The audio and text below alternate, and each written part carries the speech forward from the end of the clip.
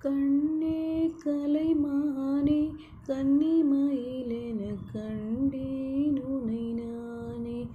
அந்திப்பகலுனை நான் பார்க்கிறேன், ஆண்டவனை இதைத்தான் கேட்கிறேன். ராரிராரோ ராரிரோ.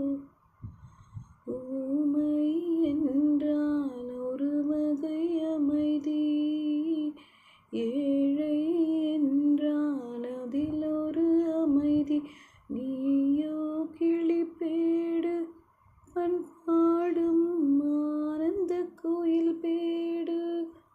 நீ இல்லாமல் எது நிம்மதி, நீதான் என் சந்நிதி.